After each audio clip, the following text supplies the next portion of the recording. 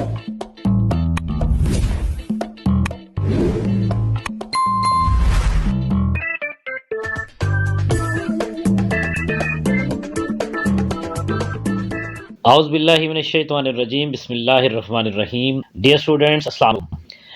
ए plus series के platform से आपकी खिदमत में हाजिर हैं। स्टूडेंट्स, जैसे कि आप जानते हैं कि इस साल हमारी पेयरिंग स्कीम के लिहाज से शॉर्ट क्वेश्चन के तौर पर और 3 शॉर्ट क्वेश्चन हमारे एनुअल पेपर, इसलिए आपको पता है कि ये चैप्टर हमारे लिए बड़ी अहमियत का हामिल है और हमने इसको बहुत अच्छे से जो है वो तैयार करना है, क्योंकि शॉर्ट क्वेश्चन हमारे लिए ये बड़ा इम्पॉर्टेंट सवालों से ये बहुत सारे सवाल। तो स्टूडेंट्स, आइए फिर हमने आपके लिए क्वेश्चंस और उनके साथ साथ आंसर यहाँ पे लिखे हैं, एक्सप्लेन किए हैं डायग्राम्स के साथ, एग्जाम्पल के साथ, ताकि आपको बात सुनने में समझने में हो। तो स्टूडेंट्स, आज का आपको पता है chapter number 6 thermochemistry, chemical energetics भी कहते हैं। पहली जो बात आपको हमने बतानी है, पहली जो चीज़ आपसे डिस्कस करनी है वो यही है कि बेसिकली थर्मोकेमिस्ट्री में क्या डिस्कस किया जाता है, क्या स्टडी किया जाता है। वो कहता है the study of the heat changes during a physical और a chemical process based on the first law of thermodynamics. इसे थर्मोडायनामिक्स कहते हैं। यानी हीट चेंज आपको पता है 2 तरह की हो सकती है। या तो किसी रिएक्शन के दौरान हीट इवॉल्व होती है, या स्टूडेंट अब्जॉर्ब होती है। या हमारा रिएक्शन एंडोथर्मिक होता है, या हमारा रिएक्शन एक्सोथर्मिक होता है। तो इसका मतलब ये हुआ कि थर्मोकेमिस्ट्री जो है वो केमिस्ट्री की वो ब्रांच है जिसमें हम क्या डिस्कस करते हैं, अमाउंट ऑफ हीट इवॉल्व्ड और amount of heat absorb during a reaction, during a physical process और a chemical process, that is known as a thermochemistry, chemical energetics. Student, अब आपके सवाल माइंड में एक आएगा कि भाई ये इंथैल्पी चेंज का जो लफ्ज बार बार आता है, इससे क्या मुराद है। तो वो कहता है जनाब, इंथैल्पी बेसिकली हीट कंटेंट होता है किसी भी सब्सटेंस का, और 2 चीज़ों में से डिफरेंस लिया जाता है।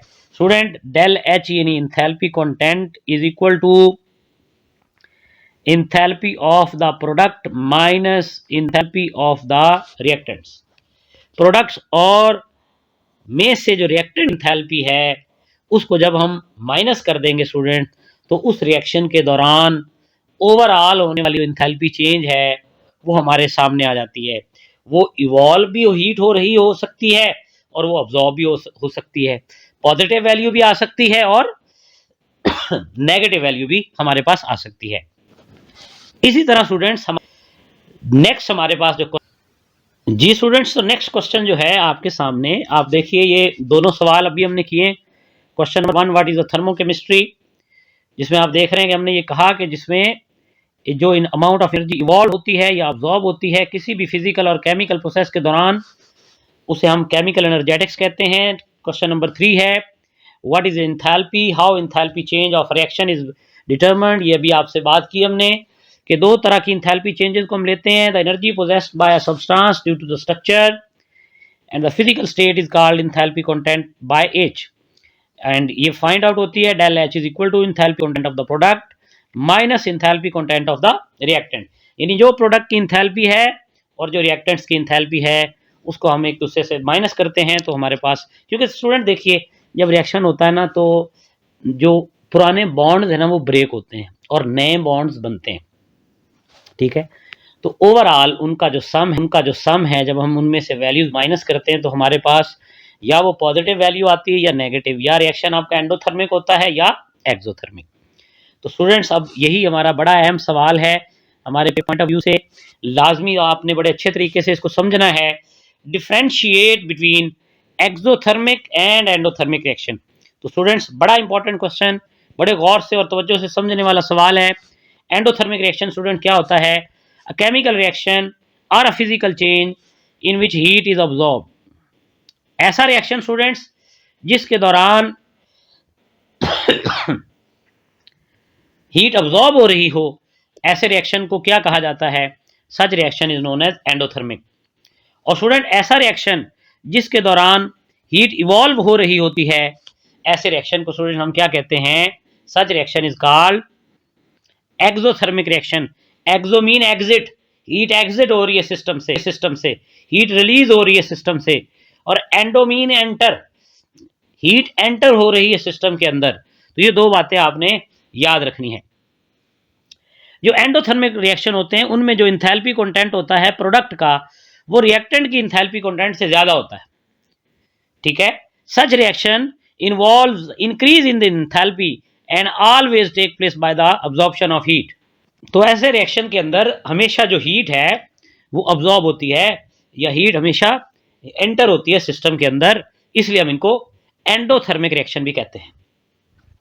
आप देखिए ना जी, ये आपको ग्राफ भी दिखाया गया कि यहाँ पे रिएक्टेंट की ये एनर्जी है, यहाँ पर ये आपको नजर आ रही, लेकिन जैसे ही रिएक्टेंट ने हीट अब्जॉर्ब की तो उनकी एनर्जी बढ़ी और फिर वो प्रोडक्ट में गए आगे, उन्होंने फिर एक्टिवेशन एनर्जी बैरियर को क्रॉस किया और फिर प्रोडक्ट के अंदर गए। एक्सोथर्मिक रिएक्शन क्या होते हैं? जिसमें प्रोडक्ट की जो इंथैल्पी है वो रिएक्टेंट की इंथैल्पी से कम होती है, और इनमें डेल एच की जो साइन है, del H always carry the negative sign. हमेशा इन रिएक्शन में हीट इवॉल्व होती है, हमें एनर्जी प्रोवाइड करने की जरूरत नहीं होती।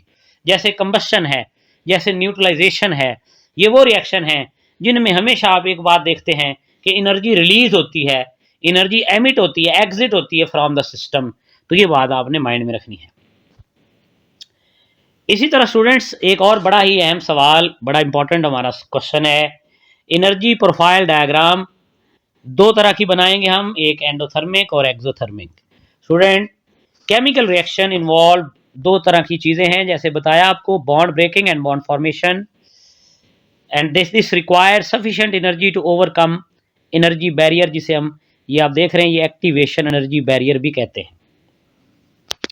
अब बात ये है कि हमारे पास अगर आप देखें तो ये आपके सामने रिएक्शन की बातें, न्यूट्रलाइजेशन हो, और इस तरफ अगर आप देखें तो हमारे पास ये एंडोथर्मिक रिएक्शन आप यहाँ पे देख रहे हैं। इस दौरान आप सामने डेल एच की वैल्यू है यानी पॉजिटिव होती है, जबकि यहाँ पर आप देख रहे हैं डेल एच की वैल्यू जो है वो लेस देन जीरो है, यानी नेगेटिव साइन रखती है। तो ये दो तरह का हमारे पास एनर्जी प्रोफाइल डायग्राम आपको नजर आती है। One is for the exothermic reaction where the energy is released, another one is for the endothermic reaction where the energy is absorbed during the chemical reaction। तो ये आपने इनकी कर्व और इनकी जो एनर्जी प्रोफाइल डायग्राम है लाजमी तौर पर माइंड में रखनी है। स्टूडेंट, हमने ये जानना है कि स्टैंडर्ड इंथैल्पी ऑफ रिएक्शन से क्या मुराद है, या स्टैंडर्ड इंथैल्पी ऑफ रिएक्शन क्या होती है। तो स्टूडेंट, बात ये है कि वो enthalpy change, the enthalpy change involve when the stoichiometric amount of the reactants in their standard state react together, when the stoichiometric amount of the reactants in their standard state react together completely to form the products under the standard conditions। वो standard condition लाजमी याद रखनी है कि temperature कितना होगा 25 degree, pressure कितना होगा 1 एटमॉस्फेरिक, ठीक है, और हम 1 मोलर कंसंट्रेशन जो है वो सब्सटेंस की ले रहे होंगे। अब ये देखिए, ये हाइड्रोजन है गैसियस फॉर्म में, ऑक्सीजन है गैसियस फॉर्म में, और ये मिलके क्या बना देते हैं, वाटर।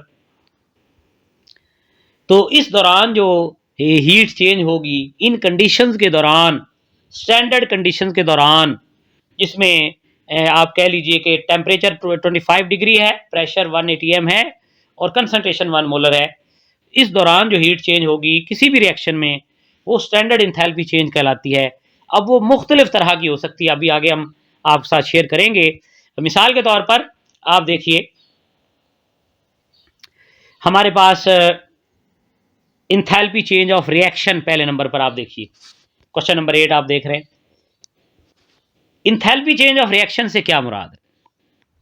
स्टूडेंट्स, नाम से जाहिर है, रिएक्शन इसका मतलब है जब भी कोई केमिकल रिएक्शन होगा जिसमें रिएक्टेंट्स और प्रोडक्ट्स मिलेंगे, और रिएक्टेंट और प्रोडक्ट्स मिलके जो heat amount of heat evolve होगी या जो हीट अब्जॉर्ब होगी उसको हम क्या कहेंगे, that is known as a enthalpy change of a reaction. जैसे कि भी ये रिएक्शन हमने पढ़ा भी है कि हाइड्रोजन और ऑक्सीजन मिलते हैं और ये मिलके वाटर बना देते हैं।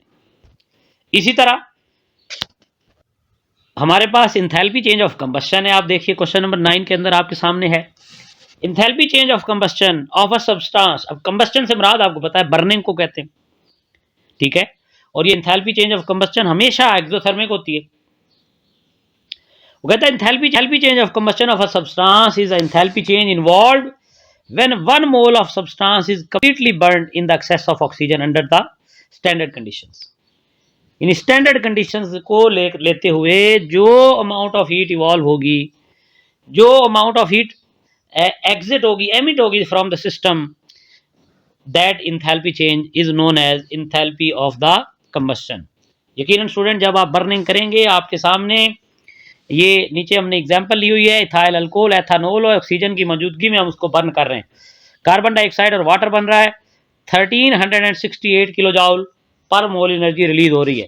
और इस एनर्जी चेंज को, इस इंथैल्पी चेंज को इंथैल्पी ऑफ कंबस्शन, तो ये इंथैल्पी ऑफ कंबस्शन के बाद हमारे पास आ जाता है question number 10, enthalpy of the formation. Student, enthalpy of formation, जैसे नाम है फॉर्मेशन, फॉर्मेशन का क्या मानिए? बनना, मेकिंग ऑफ समथिंग। तो स्टूडेंट्स यहां पर भी बड़ा सिंपल पॉइंट है कि जब कोई एलिमेंट्स मिले और वो एलिमेंट्स मिलकर एक नया कंपाउंड बना दें, ठीक है, उस दौरान होने वाली हीट चेंज को क्या कहा जाता है? Yes students, that is known as enthalpy of the formation. Standard enthalpy of formation is the enthalpy change involved when 1 mole of a compound is formed under the standard conditions। तो ये student हमारे पास ये एक्सो भी हो सकती है, endo भी हो सकती है, हीट इवॉल्व भी हो सकती है और एब्जॉर्ब भी हो सकती है। तो ये स्टूडेंट हमारे पास, इसे हम कहते हैं जनाबे वाला इंथैल्पी ऑफ द फॉर्मेशन। बात क्लियर हो गई कि कोई से दो एलिमेंट मिले, जैसे कार्बन मिले और ऑक्सीजन मिले, और मिलकर क्या बना दें? कार्बन डाइऑक्साइड, ठीक है, इसको क्या कहेंगे? That is known as enthalpy of formation. Magnesium मिले, ऑक्सीजन मिले, मिलके क्या बना दें? Magnesium oxide. ये इंथैल्पी चेंज क्या हुई स्टूडेंट्स? ये भी इंथैल्पी ऑफ फॉर्मेशन है कि दो एलिमेंट्स मिले और वो एलिमेंट्स मिलकर एक नया कंपाउंड बना दें। तो इंथैल्पी ऑफ फॉर्मेशन के बाद हमारे पास नेक्स्ट स्टूडेंट इंथैल्पी है, इंथैल्पी ऑफ एटोमाइजेशन। एटोमाइज करने से स्टूडेंट मुराद क्या होता है, पहले मैं आपको ये बता दूं। स्टूडेंट, एटोमाइज का मतलब होता है किसी भी एलिमेंट को उसके गैशियस एटम्स में तोड़ देना, यानी उनके दरमियान अगर बॉन्ड है तो उसे ब्रेक कर देना, एलिमेंट को एटोमाइज कर देना। या अगर कोई चीज सॉलिड है, जैसे ये सॉलिड है, सोडियम सॉलिड है, बहुत सारे सोडियम आपस में सॉलिड फॉर्म में लिंक्ड होते हैं, इसको आपने आइसोलेटेड गैशियस एटम में जब लाना है तो इसको भी एटोमाइजेशन कहते हैं। तो ये एटोमाइजेशन की दो फॉर्म्स हैं। एटोमाइजेशन का मतलब होता है कि हम एलिमेंट के दरमियान बॉन्ड को तोड़ेंगे, उसे एटम्स में कन्वर्ट, एटोमाइज कर देंगे। ये वो इंथैल्पी चेंज है, याद रखने वाली बात है, जो हमेशा एंडोथर्मिक होती है, क्योंकि इसमें हमेशा एनर्जी चाहिए, इसमें हमेशा हीट अब्जॉर्ब होती है, ये कभी इवॉल्व नहीं होती। तो ये आपने बात याद रखनी है। तो ये हमारे पास इसकी डेफिनेशन क्या है, आप तो जो कीजिए, नीचे आप देख रहे हैं स्टूडेंट, डेफिनेशन के अंदर हमारे पास जो पॉइंट आ रहा है, enthalpy change of atomization of element is enthalpy change involve. कब स्टूडेंट इंथैल्पी चेंज ये हो रही है? When 1 mole of gaseous atom is formed from its elements. यानी किसी एक मोल एलिमेंट से उसके जो गैसियस एटम्स बनते हैं, उस दौरान जो एनर्जी एब्जॉर्ब होती है, उसे इंथैल्पी ऑफ एटोमाइजेशन कहा जाता है। मिसाल के तौर पर हाइड्रोजन को हमने ब्रेक कर दिया, इसके गैसियस एटम के अंदर आप देख रहे हैं जो एनर्जी एब्जॉर्ब हो रही है 218 किलो जूल पर मोल है, जिसे इंथैल्पी ऑफ एटोमाइजेशन कहा जाता है। इसी तरह स्टूडेंट्स हमारे पास एक बड़ी अहम इंथैल्पी चेंज है, enthalpy of the neutralization. Student, neutralization आप सब जानते हैं, जब एसिड और बेस मिलके साल्ट और वाटर बनाते हैं तो इसको न्यूट्रलाइजेशन कहा जाता है। और स्टूडेंट याद रखिए, ये आपके पेपर पॉइंट ऑफ व्यू से बड़ी अहम है, लाजमी तौर पर ये पेपर में आ जाती है। न्यूट्रलाइजेशन में हम 1 मोल आपने एसिड लेना है, उसे 1 मोल ऑफ बेस के साथ रिएक्ट करवाना है, 1 मोल हाइड्रोजन आयन लेने, 1 मोल हाइड्रोक्सल आयन लेने। हाइड्रोजन आयन्स आएंगे एसिड से, हाइड्रोक्सल आयन्स आएंगे बेस से, उन दोनों को आपने रिएक्ट कराना है। क्या बनेगा स्टूडेंट? Salt and water. इस दौरान जब जो एनर्जी रिलीज होगी, जो कांस्टेंट फैक्टर है, जब स्ट्रॉन्ग एसिड और स्ट्रॉन्ग बेस मिले, तो वो -57.1 किलो जूल पर मोल के इक्वल होती। और इस इंथैल्पी चेंज को हम क्या कहते हैं? Enthalpy of the neutralization. बात समझ गए हैं? अच्छा, और इसके बाद स्टूडेंट हमारे पास इलेक्ट्रॉन एफिनिटी और इलेक्ट्रॉन एफिनिटी क्या है, आपको पता है कि जब भी गैसियस एटम के वैलेंस शेल में एक इलेक्ट्रॉन ऐड किया जाता है तो उस दौरान जो एनर्जी रिलीज होती है स्टूडेंट्स, उसे हम इलेक्ट्रॉन एफिनिटी कहते हैं। यूनिनेगेटिव आयन के लिए होती है और ये हमेशा एक्सोथर्मिक होती है। तो ये आपने लाजमी तौर पर बात याद रखनी है कि फर्स्ट इलेक्ट्रॉन एफिनिटी वो इंथैल्पी चेंज है। जब 1 मोल ऑफ इलेक्ट्रॉन ऐड किया जाता है 1 मोल ऑफ गैसियस एटम के वैलेंस शेल में, तो जो एनर्जी रिलीज होती है students, that is known as enthalpy of electron affinity. तो ये स्टूडेंट्स आज का हमारा पहला लेक्चर है शॉर्ट क्वेश्चन के हवाले से। आप इसका जो बकिया हिस्सा है शॉर्ट क्वेश्चन का वो दूसरे लेक्चर में मुलाहिजा फरमाएंगे। तो 2 लेक्चर में हमने कोशिश किया है कि इस चैप्टर के तमाम सवालों को आपके साथ शेयर कर लें, डिस्कस कर लें, ताकि आपकी बड़ी अच्छी तैयारी हो जाए। हमारे चैनल को लाजमी सब्सक्राइब कीजिएगा। अपना बहुत सारा ख्याल रखिएगा। अल्लाह हाफिज़।